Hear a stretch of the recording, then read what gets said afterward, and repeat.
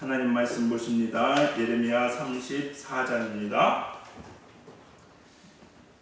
예레미야 34장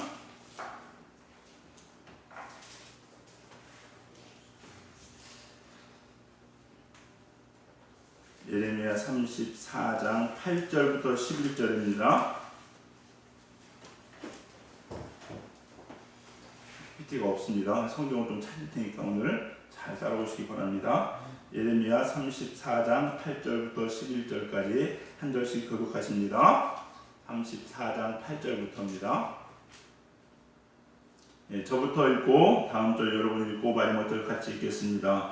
시드기야 왕이 예루살렘에 있는 모든 백성과 한 가지로 하나님 앞에서 계약을 맺고 자유를 선포한 후에 여호와께로부터 말씀이 예레미야에게 임하니라. 그 계약은 사람마다 각기 이거리 남녀노비를 놓아 자유롭게 하고 그의 동족 유다인을 종으로 삼지 못하게 한 것이다. 이 계약에 가담한 고관들과 모든 백성이 각기 노비를 자유롭게 하고 다시는 종을 삼지 말라 함을 듣고 순복하여 놓았더니 후에 그들이 뜻이 변하여 자유를 주었던 노비를 끌어다가 복종시켜 다시 노비를 삼았더라. 아멘. 자, 오늘 하나님의 말씀은요 아주 간단하죠. 이것만 읽으면요 한마디로 하나님 앞에 시드기야 시대의 고관들과 또 유력자들이 힘 있는 사람들이 노예를 해방시키겠습니다 라고 했다가 나중에 마음이 바뀌어서 다시 노예를 삼았다, 이런 내용이거든요. 이런 내용인데 우리 마지막 이 시드기야 때에 대한 이 성경의 배경을 좀 알 필요가 있습니다. 오늘 예레미야 34장은 특별히 이 배경 가운데 쓰여진 것이고 그런 가운데 이런 일들이 일어난 건데 그 이야기를 제가 좀 길지만 설명을 해드리도록 하겠습니다. 잘 들으시고 이 시대에 이랬구나라는 걸 깨달을 수 있고 오늘 이 가운데 주시는 교훈의 말씀을 얻길 원합니다. 첫 번째 내용은 이런 겁니다. 이 시드기야는요 유다의 마지막 왕입니다. 마지막 왕인데 그 바로 전 왕이 누구냐? 여호야긴입니다. 여호야긴, 이름이 헷갈리죠. 여호야긴 뭐 이런 게 있는데 여호야긴이라는 사람이 있어요. 근데 이 여호야긴은요 누구냐? 시드기의 조카입니다. 조카인데 이 여호야긴이 왕이 된 다음에 몇 달 만에 저희 바벨론 침공으로 끌려가서 왕위에서 내려오게 됐느냐? 3달 만에. 그러니까 자기 조카가 왕위에 있다가 바벨론 침공해서 3달 만에 왕에서 끌려났어요. 그리고 이 침공한 바벨론이 여호야긴 대신에 왕으로 세운 게 그러니까 누구냐? 이 시드기야예요. 그러니까 적군에 의해서 세워진 왕이었습니다. 그리고 나서 근데 이 시드기야는 이렇게 왕으로 세워졌는데 그러다 보니까 그 바벨론의 충성을 맹세할 수밖에 없겠죠? 네, 맹세를 했습니다. 그래서 처음엔 잘했습니다, 바벨론한테. 근데 나중에 이 바벨론을 배신을 합니다. 배신을 해가지고 10년 정도 됐을 때 배신을 해가지고 더 이상 이제 바벨론 안 섬길 거야. 나도 이제 우리나라 탄탄해가지고 한번 맞서볼 만해. 이런 생각이 들었던 모양이죠. 배신을 했습니다. 그러니까 바벨론이 다시 이제 2차 침공을 합니다. 그게 588년. BC 588년. 그래서 결국 그때 망하거든요. 이게 588년의 일이에요. 근데 대외적으로는 일어난 일이 있었는데 대내적으로는 이 유다의 마지막 때의 왕국의 형편은 어땠냐? 이랬습니다. 여호야긴이 왕으로 있을 때에 대부분의 제사장들은 그리고 대부분의 고관들은 대부분의 유력자들은 누구를 섬겼습니까? 여호야긴을 섬겼어요. 여호야긴을 섬겼는데 그 섬기던 왕이 3달 만에 어떻게 됩니까? 폐위를 당하고 시드기야가 딱 올라왔거든요. 그러면 시드기야를 섬겨야 되는데 이들은 시드기야를 인정하기 싫은 거죠. 당연히 이제 적군에 의해서 세워진 왕이고 정통성도 없는 것 같고 말도 안 되는 것 같고 그렇습니다. 거기다가 누가 있었냐? 이 여호야긴의 어머니가 누구였냐? 그가 바로 느후스다였습니다. 느후스다인데 이름이요. 이런 이름 들어보셨습니까? 느후수단이라는 얘기 들어보셨어요? 처음 들어보셨나요? 네. 우상입니다. 우상인데 이 우상이 어떤 우상이냐? 이렇게 뱀 모양을 하고 구리로 만든 부리로 뱀 모양을 만들었거든요. 그래서 그걸 섬기던 거였는데 그게 어떤 효용이 있다고 생각했냐면요, 병을 고치겠다는 효용이 있다고 생각했어요. 아마 제 생각인데 이게 제 추측인데 그 모세의 노뱀을 형상돼서 아마 그걸 우상화되지 않는다, 뭐 이런 추측, 이건 제 추측입니다. 그런 생각이 들긴 한데 어쨌거나 그 우상을 섬겼었고 또 느후수다라는 이름 자체가 왠지 연관이 있어 보이죠? 연관이 있어 보입니다. 그러다 보니까 이 여호야긴의 어머니인 느후수다, 그리고 여호야긴을 따랐던 고관들과 제사장들과 많은 유력자들이 누구 편에 서냐? 아직도 살아있는 느후수다, 이 여왕의 편에 서서 시드기야를 대적하기 시작한 거예요. 그러다 보니까 시드기야가 어떻습니까? 왕은 왕인데 그야말로 진짜 바지왕 같은 말이야, 바지사장처럼 영향도 없고 사람들이 내 말도 안 따라주고, 그러니 속상했겠죠. 정치도 잘 안 됐을 것이고 아마 그랬던 모양입니다, 여러분. 그래서 이 시드기야가 택한 게 누구냐? 자인지 타인지 모르겠지만 하나님의 사람인 예레미야에게 붙습니다. 그래서 예레미야를 의지하고 예레미야에게 엄청나게 선대를 합니다. 그래서 예레미야가 그 뭐 제사장들이 잡혀가고 뭐 이랬잖아요. 그때도 시위관의 떼레로 옮겨온 게 뭐냐? 그 제사장이나 고관들 집에 gat혀가지고 고난과 핍박을 당해야 될 때 이 시드기야가 예레미야를 꺼내가지고 시위대 자기를 따르는 왕의 군대 군거에다가 거기다가 명목상 가둬놨죠. 명목상 가둔데 그 뜰에 거하게 한 거예요. 그러면서 먹을 거 많이 주고 선대하면서 편하게 지낼 수 있도록 배려해준 게 이 시드기야였어요. 그래서 또 어떤 때는요, 죽을 고비에서도 건져내기도 하고 예레미야를 정말로 여러 가지 모양으로 많이 선대에 살려줬던 게 이 시드기야였습니다, 여러분. 시드기야. 근데 중요한 거는 이 시드기야가 이제 마지막으로 바벨론을 배신하잖아요. 518년에 바벨론이 2차 침공이 와서 이제 이 유다를 막 둘러싸고서 멸망시키려고 해요. 그러다 보니까 시드기야뿐만 아니라 거기에 있는 제사장들, 느후수다를 따르던 많은 사람들이요, 이제는 지금 네 편 내 편 갈려게 생겼어요. 죽게 생겼는데 그렇잖아요. 그러다 보니까 이 시드기야가 이번이 기회라는 생각이 들어가지고 이 귀족들과 고관들에게, 제사장들에게 제안을 합니다. 야, 이제 네가 나를 인정하거나 안 하거나 관계없이 나를 멸망하게 생겼다. 이제 살 수 있는 길은 하나님밖에 더 있겠냐. 우리 하나님한테 매달려보자 라고 제안을 합니다. 그러니 이들이 보기에는 이제는 답이 없잖아요. 그러니까 선택의 여지가 없는 거예요. 그래? 알았다. 그래, 우리 일단 나는 살려고 봐야 되니까. 그래서 시드기야가 손을 잡습니다.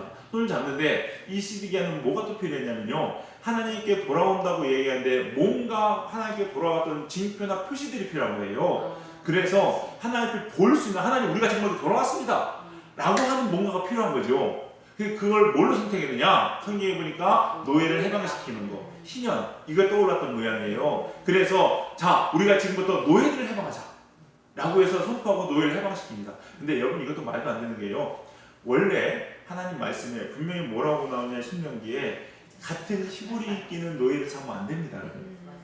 근데 이 이스라엘이 지나오면서 많은 무역도 하지요, 뭐 성도 만들어야죠, 뭐 하면서요, 경제적인 이게 빈부의 차이가 나겠죠. 아마 그래서 성경학자들이 얘기하는 게 이 노예가 신분의 노예보다는 경제적인 노예이지 않나라는 거 많이 추측을 합니다.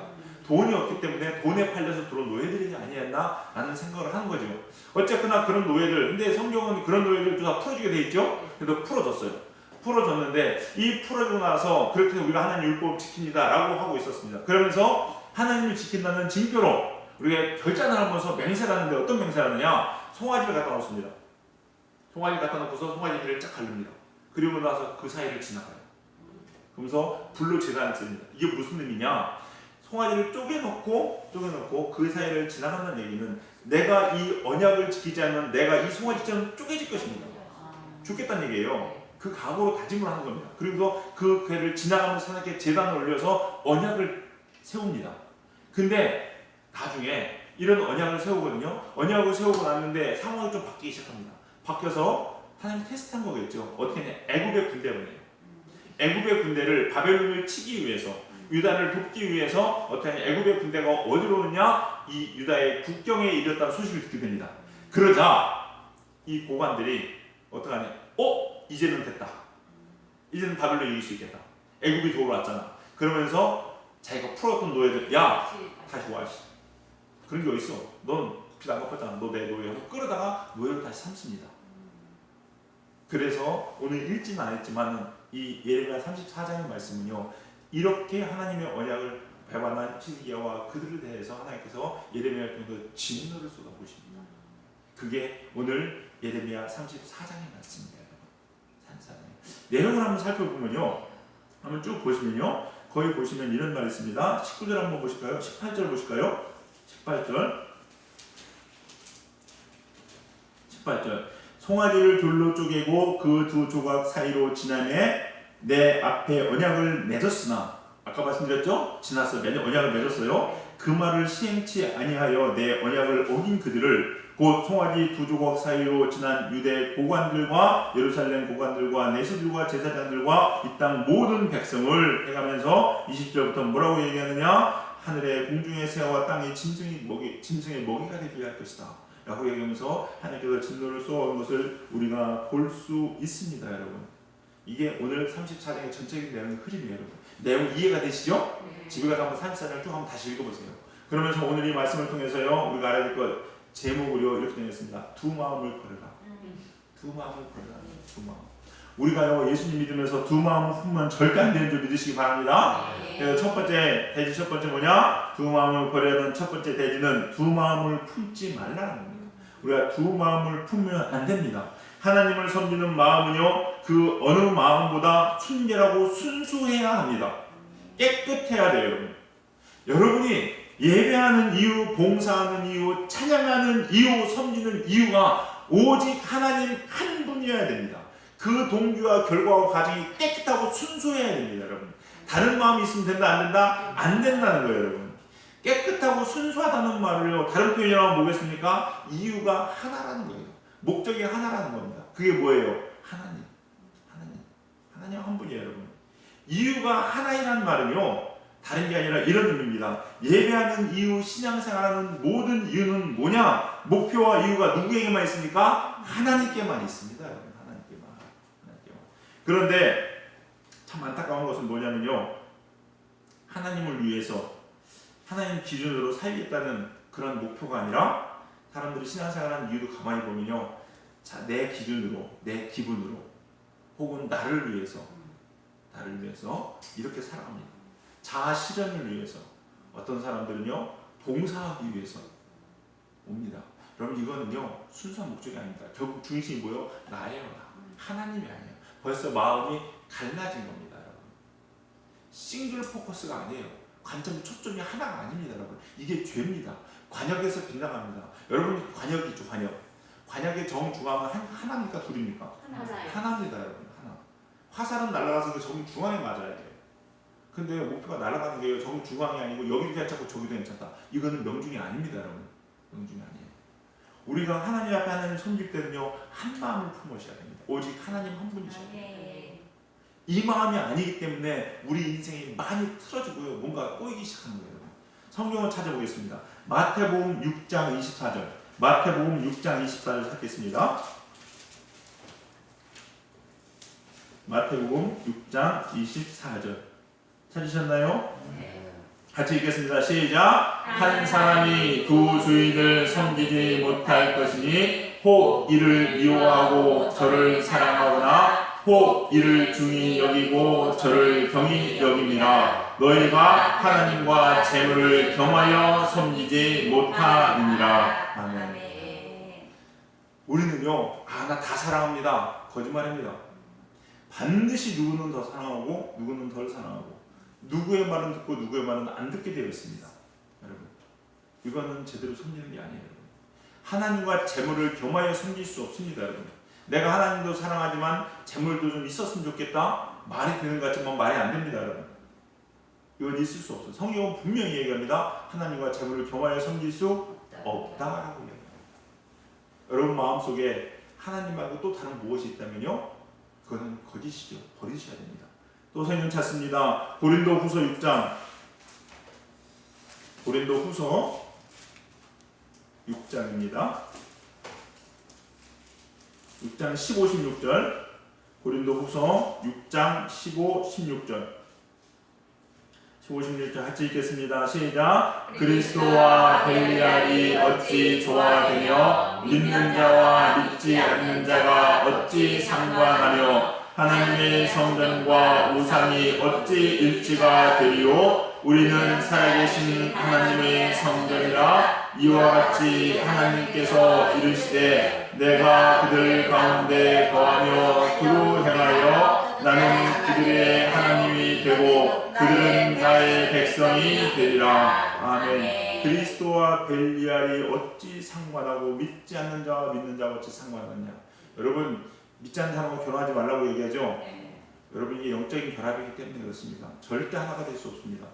반드시 누가 믿든지 그래 해야 됩니다. 여러분, 믿어야 되죠. 하나님의 성전과 우상이 어찌 일치가 되겠습니까? 여러분, 제가 분명히 도전드릴게요. 전통이라는 이유로, 우리의 유산이고 유물이라는 이유로 불타고 불교에서는 하는 행사들 받아들이지 마시고 주님을 축원합니다.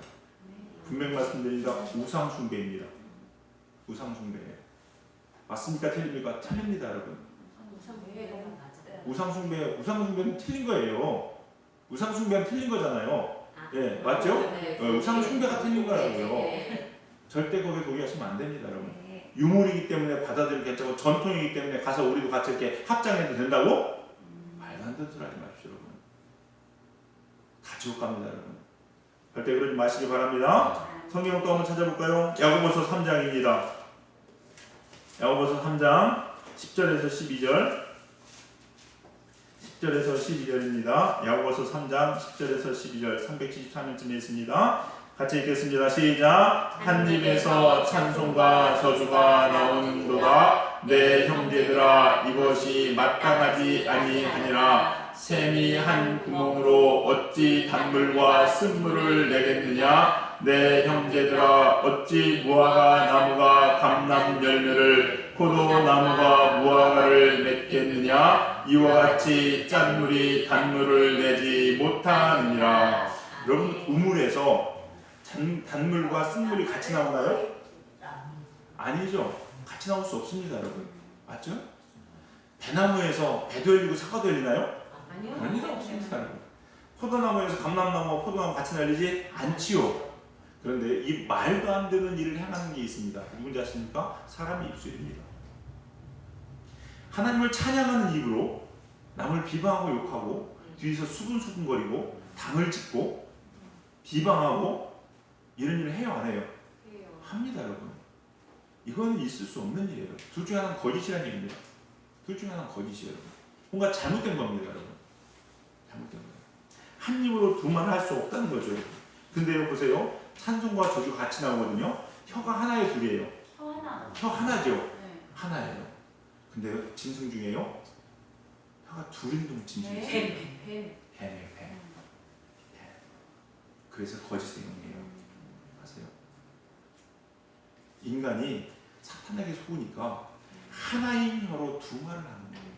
뱀보다 낼름대는 거 있잖아요. 혀가 두 개라니까요.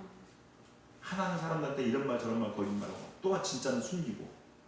여러분, 우리가요 한 입으로요 두 말하면 살아간다면 하나님을 찬양한다고 이야기하면서 뒤에 가서 사람들 비방하고 욕하고 저주하고 당을 짓고 분열을 일으키고 한다면 그게 하나님의 사람일까요? 뱀새끼일까요? 뱀자식이죠, 여러분. 뱀자식이죠. 그래도 하나님 찬양하니까 이것도 맞는 말이에요. 맞긴 뭘 맞습니까? 그게 거짓이죠, 여러분. 거짓이에요, 여러분. 잘 보셔야 됩니다, 여러분. 그러니까 우리가요 절대 이렇게 두 가지 마음 가지고 살면 안 돼요, 여러분. 한 마음으로 맞추시길 주님의 간절히 축원합니다. 두 마음을 품고 있는 것, 이것 자체가 하나의 배추라는 거죠. 우리 인생이요, 우리의 삶이 이렇게 한 마음이 되지 못하기 때문에 모든 것이 꼬이고 하나님 앞에 응답 못 받는 거예요. 성경 또 찾아볼까요? 야고보서입니다. 야고보서 4장 8절 한 절만 읽으면 되죠? 야고보서 4장 8절입니다. 야고보서 4장 8절 같이 읽겠습니다. 야고보서 4장 8절입니다.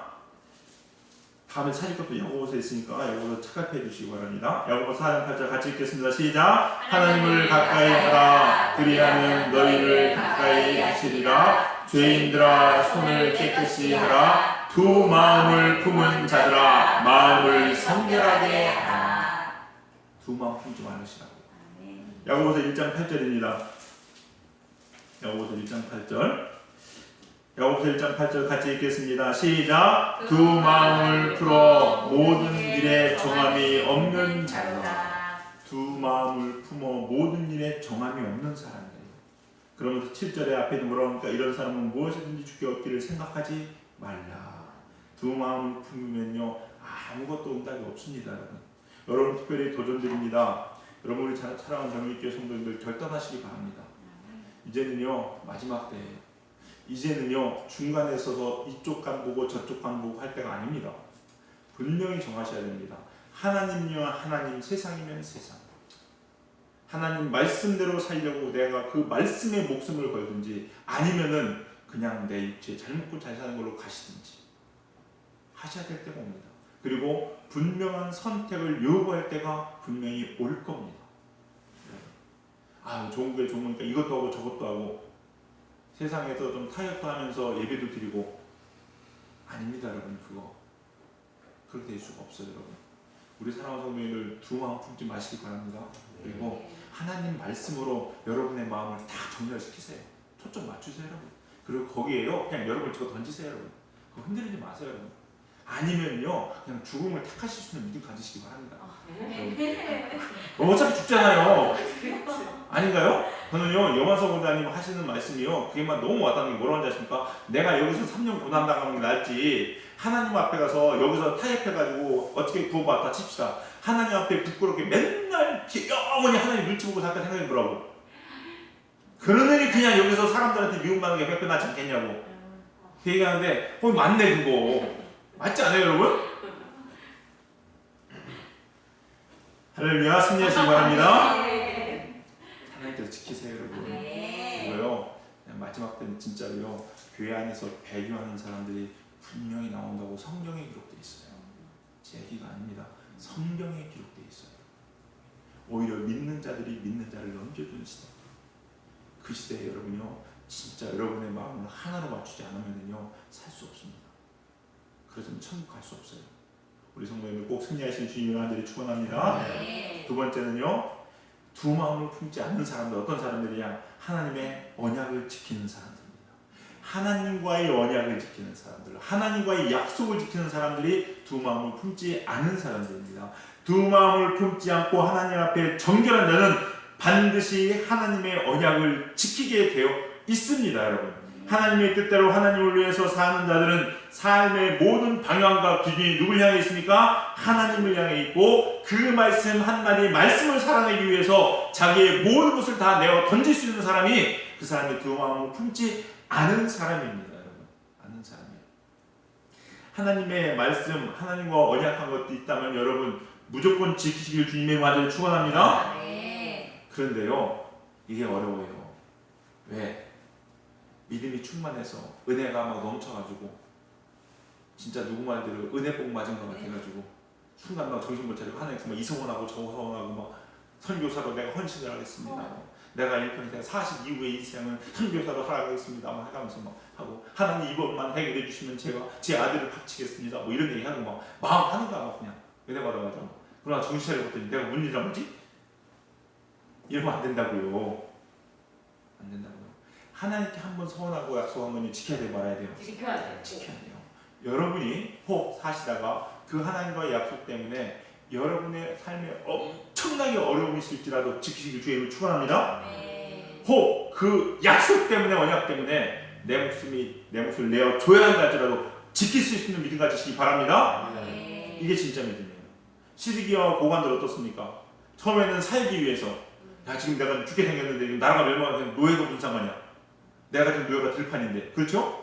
그러니까 막 풀어줍니다. 그런데 나중에 보니까 이거 애국의 군대가 왔거든요. 이거 이길 것 같으면 손해 날 것 같아. 그러니까 다시 노예를 다시 끌어들이는 거예요, 여러분.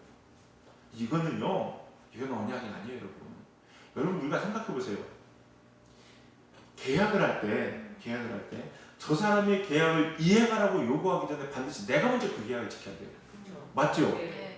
내가 언약을 먼저 파기하고서 저 사람이 언약을 안 지켰다고 얘기할 수 있어요? 없어요, 여러분. 언약을 동시에 어겼을지라도 누가 먼저 어겼느냐가 중요한 겁니다, 여러분. 맞죠? 누가 먼저 왜? 나중에 어긴 사람은요, 그건 어긴 게 아니에요. 먼저 한 사람이 깼기 때문에 이미 깨진 거기 때문에 그건 지킬 의무가 없습니다. 근데 우리가 하나님과의 관계에서 마찬가지예요. 우리가 하나님 앞에 하나님과 한 약속을 지키지 않아가면서 하나님께 공수표 남발해가면서 그렇게 살아가면서 하나님께 내가 축복 주시고 하나님 말씀이 이렇게 기록되어 있지 않습니까? 하나님 제게 주시옵소서라고 얘기하면 하나님께서 뭐라고 하시겠습니까? 네가 먼저 했잖아. 네 약속부터 지켜 라고 하지 않겠냐는 거예요. 여러분, 하나님과의 약속은요 어떤 일을 써도 지키셔야 됩니다. 하나님 잊어먹으세요? 절대 안 잊어먹습니다. 여러분, 그거 아셔야 돼요. 여러분, 하나님 천국 가시려면요 이 약속 지키셔야 됩니다. 여러분. 아이, 목사님 까짓 약속, 하나님과 약속까지 이렇게 안 지켰어도 천국은 들여보내주시겠죠. 천만의 말씀 만만의 꿀떡입니다. 성경 찾아보실까요? 시편 15편 4절입니다. 찾겠습니다. 시편 15편입니다.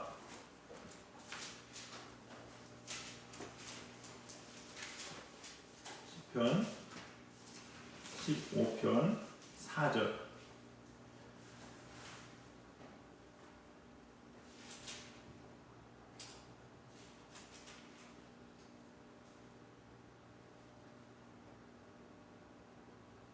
잠깐만요.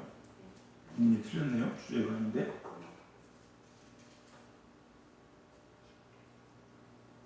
욕도 많이 맞네. 죄송합니다. 저 욕 들켜놓고 있었어요. 15편 4절. 우리 시편 15편 4절 우리 같이 읽겠습니다. 시작. 그의 눈은 망령된 자를 멸시하며 여호와를 두려워하는 자들을 존대하며 그의 마음에 서원한 것은 해로울지라도 변하지 아니하며. 마음에 서원한 것은요 해로울지라도 변하지 않는 자. 근데 시편 15편 1절에 뭐라고 나오냐? 여호와여 주의 장막에 머무를 자 누구 오며 주의 성산에 오를 자 누구 오리까? 즉 하나님의 장막에 거하는 자, 하나님의 성산에 오른 자, 다른 말로 천국 백성은 누구냐는 거예요. 천국 백성은 누구냐는 거예요. 어떤 사람입니까? 그 마음에 서원한 것은 해로울지라도 변하지 않고 지키는 사람. 이게 하나님 백성이라는 거예요. 근데 우리 살면서요 얼마나 하나님 말씀 많이 버립니까 여러분? 조금 나한테 불리할 것 같으면요 심지어는 예수 믿는다는 것도 안 믿는다고 하잖아요 여러분요. 이런 모습이 안 된다는 거예요. 정말로 두 마음을 품지 않는 자는요 하나님과의 약속을 언약을 지키는 사람입니다. 우리 사랑하는 성도님들 사시면서 하나님 배반하지 맙시다. 하나님 배신하지 맙시다. 설령 그 약속 때문에, 그 말씀 때문에, 성경의 한 구절 때문에 내 인생이 끝날지라도 그 약속 지키기 위해서 붙잡는 사람들, 그런 믿음의 사람들, 정말로 세상에 감당할 수 없는 고귀한 믿음의 사람들 다 되시기를 주님의 이름으로 간절히 축원합니다. 기도하시겠습니다. 사랑과 은혜가 풍성하신 주님, 오늘 또 귀한 하나님의 음성을 저희가 듣습니다. 하나님, 저희들 돌아보면 살면서 얼마나 하나님 앞에 맹세한 하나님과의 약속들을 지키지 않고 살아왔는지, 내가 좀 불편하고 내가 힘들다고 이야기하면 하나님의 말씀을 얼마나 무시하고 버리고 살아왔는지 하나님 이 시간 주님 앞에 겸손히 회개하오니 하나님 저를 긍휼히 여겨 주시옵소서. 그리고 이제부터는 우리가 그 하나님 말씀에 우리의 삶을 걸 수 있는 복된 인생 될 수 있도록 축복하여 주시옵소서. 하나님만을 위하여 하나님의 뜻대로 순결하고 깨끗한 신부의 모습으로 살아가는 우리 사랑하는 젊은이교회 성도들 다 되게 하여 주시옵시고, 우리 사랑하는 젊은이교회 성도님들 그래야 해서 주의 성산에 오르는 자, 주의 장막에 모두 거하는 복된 천국 백성 될 수 있도록 축복하여 주시옵소서. 성령님께서 우리 함께 하시니 감사드립니다. 예수님의 이름으로 기도드렸사옵나이다. 아멘. 할렐루야. 기도 열심히 해주시기 부탁드리겠습니다. 네, 저를 위해서 기도 많이 부탁드리겠고요. 교회를 위해서 기도 많이 부탁드려요, 여러분. 그리고 요즘 다 아시죠? 그 게이클럽인가 뭔가에서 또 막 돌아다녀가지고 제가 하고 있는 거 여러분요. 하나님이 아시는 거예요, 여러분. 그런 데인 거예요. 저는 이런 생각이 듭니다. 제가 참 안타까운 게 뭐냐면요. 시간은 갔지만은 어떤 손자가 어떤 젊은 애인지 하여튼 젊은 애가 거기 갔죠? 게이클럽이요? 갔습니다. 게이클럽 간 애가 제정신 아니겠죠? 근데 걔 때문에 누가 옮았어요? 할머니가 코로나에 걸렸어요. 거기 게이클럽 간 애가 걔가 원래 걸린 애인지 아니면 거의 걸렸는지 모르겠지만은 걸린 애가 집에 오는 바람에 누가? 자기 할머니가 코로나에 감염됐어요. 그럼 만약에요 제가 그의 부모라면 어떨까요? 부모라면 전 이런 생각이 듭니다. 내가 내 자식 똑바로 교육 안 시켜서 내 부모를 죽이는 거야. 틀려요? 맞잖아요. 내가 부모를 자식을 똑바로 교육시켜서 그게 죄고 잘못됐다고 가르치고 그러면 안 된다고 가르쳤으면 걔가 거기 갔을까요? 안 갔겠죠. 에이, 그럴 수도 있지. 인권이고 자기 권한이 자기 선택인데 그래도 자기 부모 죽인다니까요. 여러분, 효도 제가 볼 때 그 사람이 평상시에 얼마나 잘했는지 모르겠지만요, 그 하나만으로도 부모한테 몹쓸 짓한 겁니다. 여러분, 잘 보셔야 돼요. 여러분, 하나님께서 왜 그렇게 흩어내셨는지 자꾸 쌓이라니까요. 이게 죄라고 안 된다는 거예요, 여러분. 근데 그럼에도 불구하고 아직도 그 남이야 그러고 막 그러고 있으실 거예요? 당장 여러분들 작년 민사도 학교 개강이 안 늦춰졌잖아요. 네. 공부 못 하잖아요. 소대가 청구해야 되는 거 아니에요? 그런 말 따지면 진짜로? 맞죠, 여러분? 기도 열심히 합시다. 마지막 때 정말 깨있는 여러분 되시기 바랍니다.